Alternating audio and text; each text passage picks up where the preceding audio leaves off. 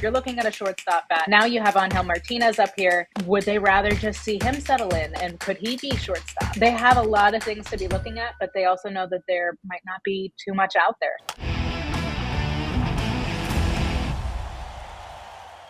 All right, let's talk to MLB.com's Mandy Bell right now about the Guardians who got in, if she's got anyone on her list that's missing. Mandy, great to see you again. How you doing? I'm good. How are you guys?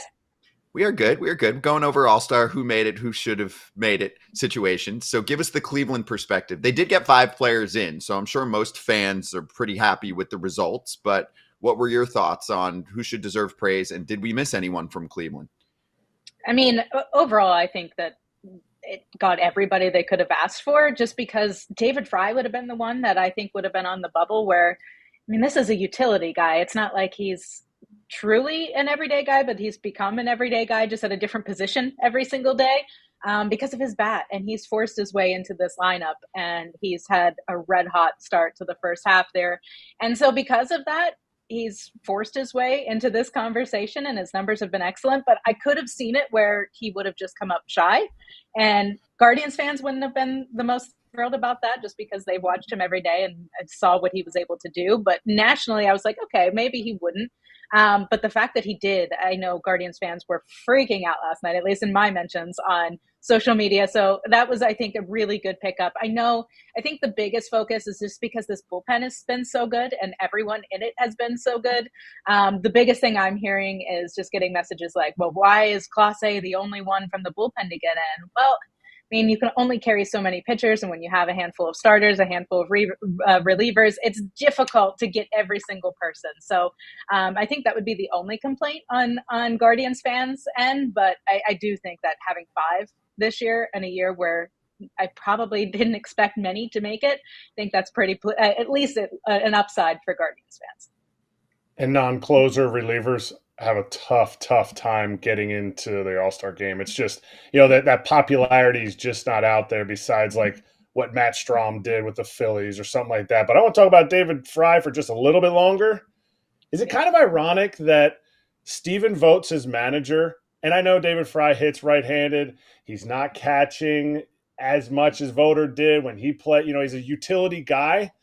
Isn't it kind of ironic that his manager is a similar type of player, unheralded, and gets to be on an all-star team, late call-up, older call-up? Is there a connection there, or do they hate each other?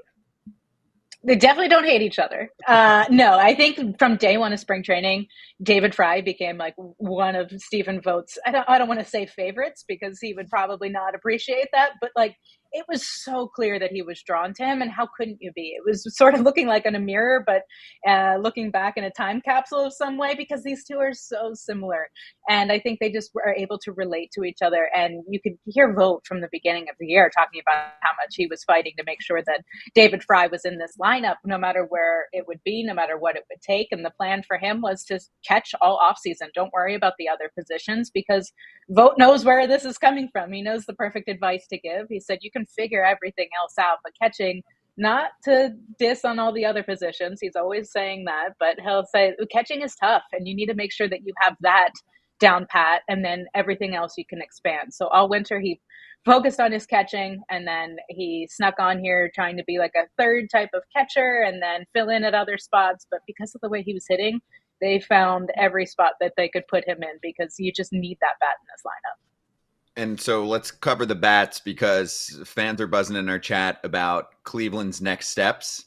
So I know we are still a little bit early, even though it's July. You'll really see it start to cook up after Cleveland handles their very important draft, which includes the first overall pick. But one question I'll highlight here. I need money. Could you, that's the username, not me just randomly yelling that out like a subliminal message.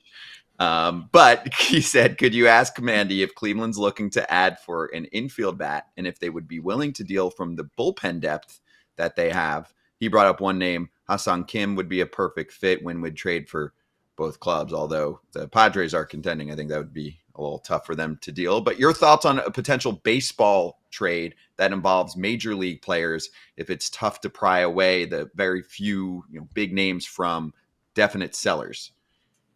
I think that they would be willing to tap into that bullpen depth just because there is so much. They have so many guys that they can turn to. That's an area of strength that you can get rid of if you need to in order to complete a trade. So I do think that that could be a trade chip no matter who they're throwing out there. But I think the biggest consideration right now is where is that bat going to be played? So if you're looking at a shortstop bat, which I know a lot of people, especially Guardians fans, have been wondering if that's going to happen.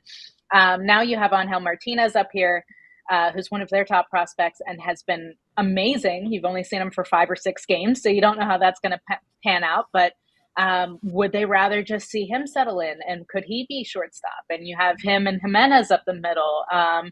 Or does he just take on a utility role and you move on from someone like Gabriel Arias? And you do have a potential of adding at a shortstop bat, maybe. But I think maybe right field could be another area where they try to get another bat.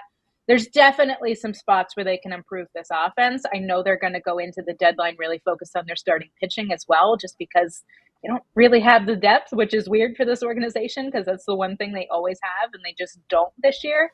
So they have a lot of things to be looking at, but they also know that there might not be too much out there. So they're trying to figure out exactly how to play this if they don't find it on the market.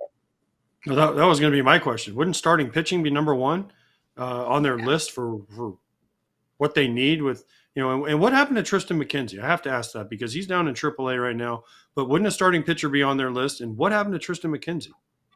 Starting pitching is definitely on their list, but I think that they're prepared for the fact that this might not be the best market for it. They might not be able to get the guy that they want to get. There's not too many teams that might just be in full on sell mode. And so and obviously with this organization, they always want to make sure that everything is financially responsible for what they can do. So it's tough. They're limited. And I think that was what we saw with the Matthew Boyd acquisition, just to have a little bit of extra cushion if he can come back in August, just to at least have another depth piece. So they have that if all else fails, I'm guessing. So they're definitely going to be looking for it, and that's high on the list. But they just don't know how this is going to pan out. And we will only know as we get into those final days before the deadline hits. But for Tristan McKenzie, it's just been a frustrating year. I mean, he missed almost all of last year, aside from 4 starts because of elbow and shoulder issues.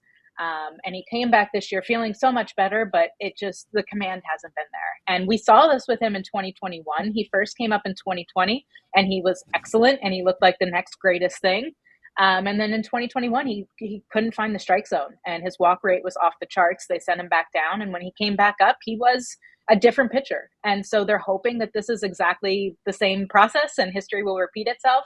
And a quick trip down to AAA will help right the ship a little bit and he can come back up and turn things around. But we don't know. We won't know until we see it. But yeah, it's been a really frustrating year. At the time he was sent down, he led the majors in homers and walks, which obviously you can't afford that in your rotation every 5th day. So he's down there now trying to get things worked out, try to get better with his command and get everything in sync. That was always the thing that he kept saying, was that he just felt like he was out of sync on the mound. His stuff was good. It's just he couldn't find the strike zone.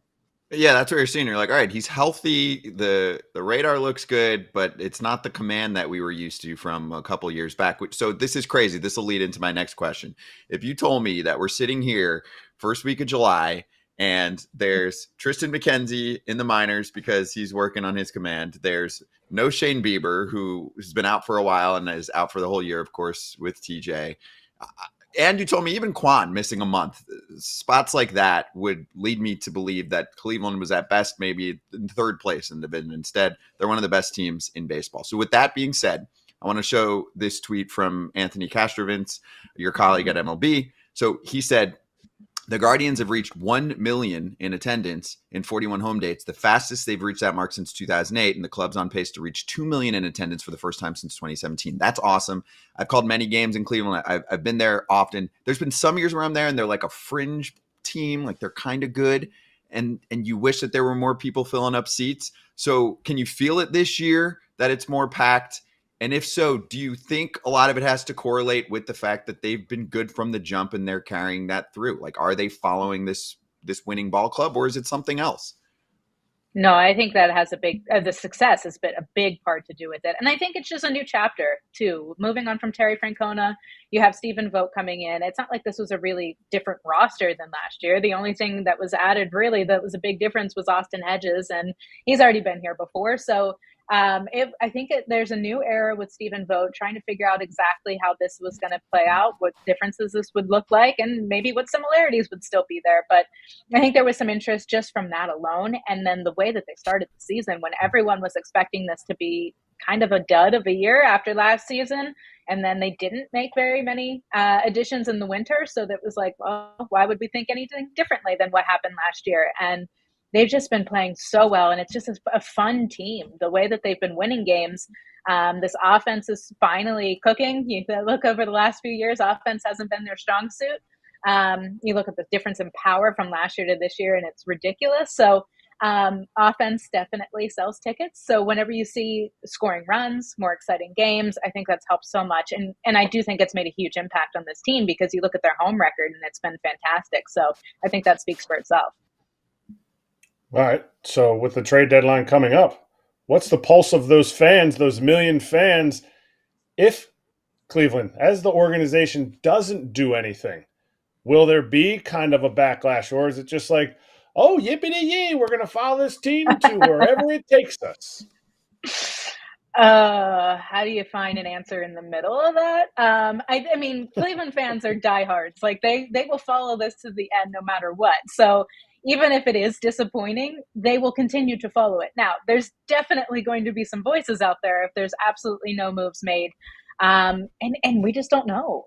You talk to the front office and it seems like, I mean, they will never give answers anyway. They joke about it all the time about how they won't let us in even just the slightest bit, but it truly seems like they're not quite sure what's going to be available once we get towards the end of July. And so they're going to try to go into scramble mode here in the last few days and just try to figure it out. But I mean, if nothing can come together, there's definitely going to be some uproar from the fans, but you saw what they could do in the first half.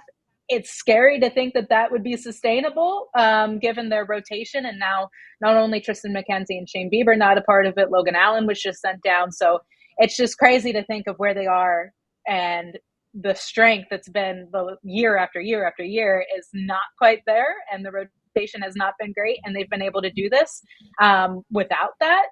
It doesn't seem like it should be sustainable, and it's something that they definitely need some help with. But if they can still figure out a way to get around it, if they aren't able to acquire anyone, that will be truly impressive. And I think that they're expecting Matthew Boyd to play a big part of that. Yeah, they've been shocking the world. It's been awesome to follow this story. So let's finish with this global perspective on the American League Central and what you've observed so far this year, expectations heading into the year, and what you're seeing now from some of the other teams. We can save time. We talk White Sox plenty. We got AJ on here, so we can skip that. And obviously, they're actually one of the top teams we're talking about now because of trade pieces. But the rest of the Central, how is it playing out in your mind? It's way better than I was expecting it to be. Truly, I really came into this year thinking, what is this going to be? Is this just going to be a 500 team could win the division? Is this something where it's going to be who wins by default? Like, truly, it just seemed like this wasn't going to be a big year because you have the Royals who are coming off of 100+ loss season. You have the Twins where they look good at stretches last year and then not so much. And you look at their winter and you're like, okay, can they really take a big jump forward? The Guardians really didn't do anything over the offseason. Except for add Ben Lively, which at the time we thought was just like maybe a long reliever or something. But he's been basically their best starter all year, which has been fun to watch. But you didn't see very many moves. I know the Royals were active, but still, that's a huge turnaround to make, and they've made it so far, and they've been really fun. So to have 3 teams that have been really fun to watch, I think has been super surprising, but also really enjoyable and a pleasant surprise to be able to just watch guys like Bobby Witt. You see the Twins, and luckily Carlos Correa didn't have had negative X-rays come back after he got hit in the hand yesterday. But you start looking at all these teams and how exciting they actually are. I think it's great for a division that hasn't had a lot to talk about over the last few years. Yeah, that's a good call with Craze. He's dodged a couple bullets this year, and obviously Royce Lewis hasn't. Hopefully he gets back soon. But yeah, I agree wholeheartedly. Much, much stronger division than we thought. We were the same way in the offseason. We're like, oh, you can insert all of the jokes about the AL Central, and they don't apply right now. So, Mandy, it was awesome catching up with you. Thank you for the time. Hopefully, you get a little break during the All-Star break. Are you going to Texas, or do you get a little few days? I'm not. I'm staying back to be on draft coverage because it's all Zoom now. So you got to go all hands on deck for the number one pick, man.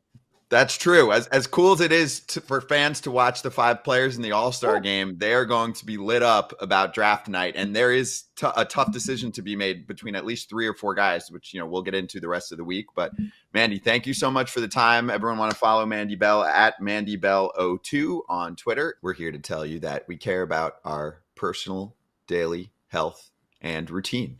And as you can see, almost every FT show features either AJ, Kratz, or myself in a different location. That means we need to take care of ourselves and have some type of legit routine in our life. So take ownership of your health with AG1. AG1 is a foundational nutrition supplement that delivers daily nutrients and gut health support. And it's backed by multiple research studies, so you can trust what you're putting in your body. How you guys feeling mentally, physically? I know a lot of travel going on for you two right now. I'm good. Oh, you're that good? Both of you? I'm good. I mean, I'm just trying to figure out what time zone I'm in, but other than that, I'm good. It's true. I was letting AJ go. I think there's like a routine is super important to me. So like morning routine of getting your AG1. When I went home for a few days, I went home for like 2 or 3 days. I know AJ's like, what's home? He's on the road all the time for the last 3 weeks, but I went home and I forgot to take my AG1 and I was like, something just felt off. So now that I'm back out here on the road, I'm like, yeah, we're good to go. Put it in the shaker, ready to go. And 97% of people in a research study felt more energy after 30 days of drinking AG1. So we recommend it to support whole body health. It's AG1, and FT still has the promotion running for you, but it is running out soon. So you can start your journey with AG1 by getting a free 1-year supply of vitamin D3K2 and 5 free, highly coveted AG1 travel packs with your first purchase at drinkag1.com/Val. That's drinkag1.com/Val. Hey everybody, be sure to like and subscribe for more content. We're back here every weekday, all year long, so do not miss an episode. The videos are coming in all day. Here's another video you might enjoy. Baseball the way it should be covered.